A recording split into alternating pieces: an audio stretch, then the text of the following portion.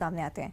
आगे बढ़ते हैं, बात करेंगे बेमेतरा की, जहां बिरनपुर में दो समुदायों में झड़प का मामला सामने आया था और आज मृतक भुवनेश्वर साहू का दशगात्र होना है। कड़ी सुरक्षा के बीच दशगात्र कार्यक्रम होगा। क्षेत्र में धारा 144 पहले से ही लागू है। बाहरी के प्रवेश पर भी रोक लगा दी गई है। जिला प्रशासन ने क्षेत्र में मुनादी भी करवाई है। धारा 144 के उल्लंघन पर कड़ी कार्रवाई होगी, इस ओर भी कहीं न कहीं प्रशासन ने इशारा किया है। लगातार कोशिशें प्रशासन की तरफ से की जा रही है कि स्थिति यहां पर सामान्य हो सके।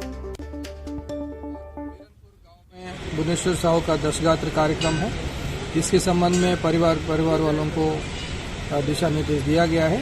उनका जो भी आवश्यकता है वो पूरी की गई है और चूंकि सीआरपीसी 144 धारा लागू है, अपील भी किया गया है, आदेश भी दिया गया है, बाहर के व्यक्ति नहीं आएंगे, यहाँ किसी प्रकार का भीड़ नहीं बनाएंगे। यदि कोई 144 धारा का उल्लंघन करेंगे, बहुत ही सख्त कार्रवाई की जाए। आपने सुना, प्रशासन की तरफ से, पुलिस की तरफ से लगातार एहतियात बरते जा रहे हैं, कोशिश की जा रही है, लोगों से अपील की जा रही है कि माहौल ना बिगड़े, इसके लिए उनको निर्देश भी दिए गए हैं। आज दशगात्र कार्यक्रम मृतक के लिए आयोजित किया जा रहा है। इस पर हम और ज्यादा चर्चा करेंगे। हमारे साथ डिप्टी न्यूज एडिटर अभिषेक शुक्ल फोन लाइन पर जुड़ रहे हैं। अभिषेक जी, लगातार देखिए, दशगात्र कार्यक्रम को लेकर तो हम बात कर ही रहे हैं, लेकिन पुलिस प्रशासन की जो सराहनीय पहल यहाँ पर लगातार सामने आ रही है, क्योंकि बहुत कोशिश उनकी तरफ से हो रही है कि स्थिति पूरी तरह से सामान्य हो। अभिषेक जी। बिल्कुल, देखिए, प्रशासन ने अब कड़ाई के साथ वहां पर जो जरूरी चीजें हैं वो भी करना शुरू कर दिया है। आज क्योंकि दशगात्र है मृतक भुवनेश्वर साहू का और माहौल काफी गमगीन है वहां पर और सेंसिटिव एरिया भी है, इसीलिए पुलिस ने जहां एक तरफ इसकी व्यवस्थाएं की है, वहीं दूसरी तरफ कोई बाहरी प्रवेश न हो, इसको भी ध्यान में रखा है। और इसको लेकर अनाउंसमेंट भी कल हुई थी पूरे इलाके में कि कोई भी बाहरी व्यक्ति है वो प्रवेश यहाँ पर नहीं करेगा और अगर ऐसा पाया गया तो कड़ी कार्रवाई उस पर की जाएगी। 5 लोगों की कल गिरफ्तारी भी वहां पर हुई थी और प्रशासन ने कड़ाई के साथ ये मैसेज देने की कोशिश की है कि अगर यहाँ का माहौल अशांत करने की कोई भी कोशिश करेगा तो उसके ऊपर कड़ी कार्रवाई की जाएगी। क्योंकि पूरे प्रदेश में इस वक्त इसको लेकर माहौल थोड़ा गमगीन है, लोग भावुक भी हैं, सेंसिटिव इशू भी है हाल के दिनों में जो कुछ हुआ, इसीलिए हर संभव कोशिश प्रशासन वो कर रहा है जिसको लेकर शांति व्यवस्था वहाँ बनी रह सके। तो आज दशगात्र है और पुलिस ने कड़ी सुरक्षा के बीच इसे संपन्न करवाने का फैसला किया है। बिल्कुल, ये प्रयास जमीनी स्तर पर कहीं ना कहीं नजर भी आते हैं। एक तरफ जहां बिरनपुर की घटना को लेकर अगर हम अभिषेक जी चर्चा कर रहे हैं तो सियासत भी काफी इस पर हो रही है, लेकिन बहुत जरूरी कि इस ओर भी ध्यान दिया जाए कि आसपास जो लोग मौजूद हैं उनमें अभी भी कहीं ना कहीं डर जरूर होगा, लेकिन पुलिस प्रशासन की मौजूदगी ये जरूर वहां पर सुनिश्चित कर रही है कि आगे इस तरह की कोई भी घटना नहीं होगी। पुलिस इसके लिए पूरी तरह से मुस्तैद है।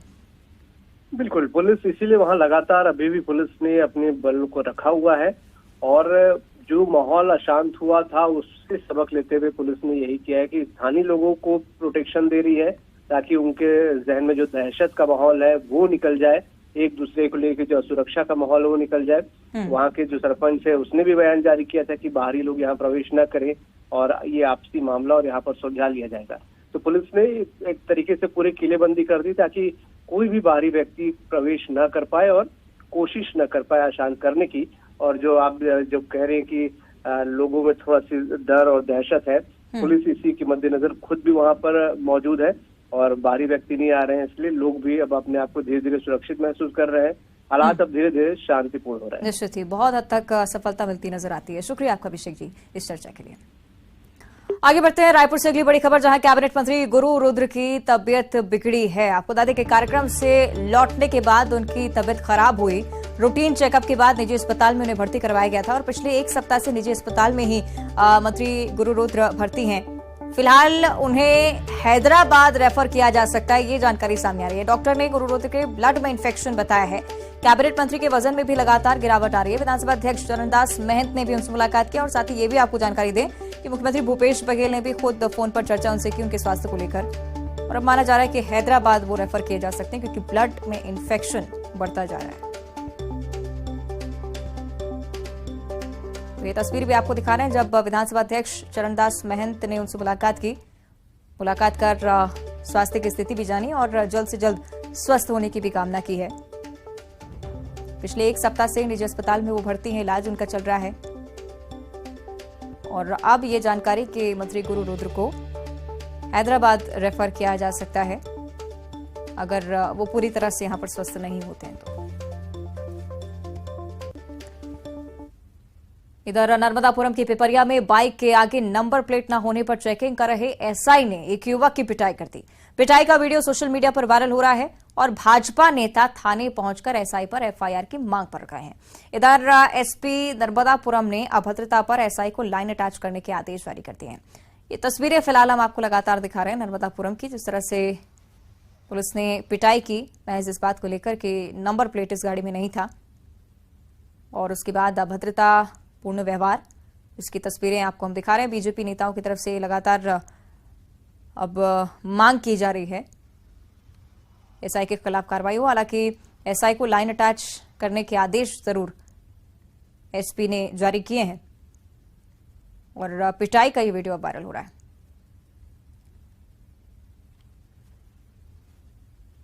रमन सिंह जी, इसलिए उसको तमाशा लग रहा है। जबरदस्ती ढो ढो के लोग लाते थे, बंदूक की नोक में लाते थे, अब उनको तमाशा लग रहा है। रमन सिंह जी को अब कोई पूछ नहीं रहा है। बस्तर में 12 सीट गई, उपचुनाव हुए 2 उसमें भी गए। जिला पंचायत, नगर पालिका, नगर निगम, सब में भारतीय जनता पार्टी वहां साफ हो गई। अब उनके पास कुछ रहा नहीं। राहुल गांधी ने अपना आवास खाली करना शुरू कर दिया, अपने मां के साथ रहेंगे। अब ये तो ऐसा है कि इस देश में अडानी के खिलाफ कोई सवाल नहीं पूछना चाहिए। अडानी के खिलाफ सवाल पूछे तो लोकसभा में उसके माइक म्यूट बंद कर दिया गया। उसने जो भाषण दिया उसको विलोपित करा दिया। सदस्यता गई, बंगला खाली करा दी। कितने ऐसे भूतपूर्व सांसद हैं जो अभी भी बंगलों में टिके हुए हैं, सरकारी बंगलों में, लेकिन आप बर्दाश्त नहीं कर सके। प्रजातंत्र में यह है कि सवाल पूछे जाते हैं। अभी जैसे आप सवाल पूछ रहे हैं, मैं जवाब दे रहा हूं, लेकिन वर्तमान केंद्र की सरकार में सवाल पूछना अपराध है। और जब अडानी के खिलाफ सवाल हो रहे थे तो लोग डरना बंद कर दिए। तो तानाशाही में सबसे पहली बात यह है, लोग उससे डरे, और डर को कायम रखने के लिए उसे दबाया जाता है, कुचला जाता है, मिटा दिया जाता है। मांग को लेकर कल बड़ा आंदोलन होने जी, टिकलिंग की मांग को लेकर कल जनजातीय सुरक्षा मंच बड़ा आंदोलन रायपुर में करने जा रहे हैं। क्या टिकलिंग? टिकलिंग जो हो रही है, जो धर्मांतरित आदिवासी है, हाँ, टिकलिंग करने की मांग को लेकर उनको दिल्ली में करना चाहिए। यहाँ क्या कर रहे हैं? वो केवल राजनीति कर रहे हैं। ये फैसला कौन करेगा? भारत सरकार। तो भारत सरकार के पास बोले ना, छत्तीसगढ़ में करने का मतलब है क्या? ये भारतीय जनता पार्टी, आरएसएस, बजरंग दल, विश्व हिंदू परिषद, ये सारे मिलकर लोगों को गुमराह करने की, इसके पास और कोई काम नहीं, केवल गुमराह करो, षड्यंत्र करो। इसको दिल्ली मांग करना चाहिए।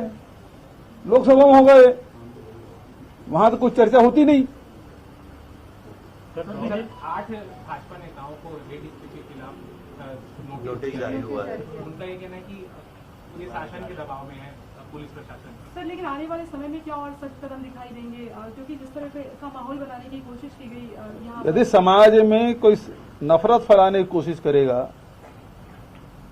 समाज को उत्तेजित करने के लिए षड्यंत्र करेगा, उसके खिलाफ कार्रवाई होगी। जो कानून में प्रावधान उसके हिसाब से कार्रवाई, अलग से किया नहीं जा रहा। कर्नाटक में सर शरद पवार की पार्टी भी उतर गई है 40-45 सीटों पर। अब मुझे उसकी जानकारी नहीं है।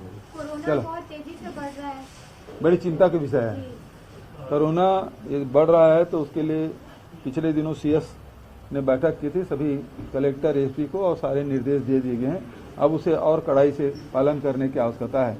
बाहर से जो आ रहे हैं उसके भी टेस्टिंग वगैरह करने की आवश्यकता है, क्योंकि और जो भीड़ भाड़ इलाका है वहाँ जाने से जो प्रोटोकॉल है, कोविड प्रोटोकॉल, उसको सख्ती से लागू करने की आवश्यकता है, अन्यथा फिर से ज्यादा तेजी से फैलने का डर है। कश्मीर के गवर्नर जो है सतपाल मलिक, उनका एक बयान आया है कि पुलवामा हमले के ठीक पहले उन्होंने सरकार को कहा था कि सीआरपीएफ के जवान हैं, उनको खाने के लिए पेन की व्यवस्था की जाए, बट वो नहीं हुआ। तो इस पर आप कुछ कहना चाहेंगे?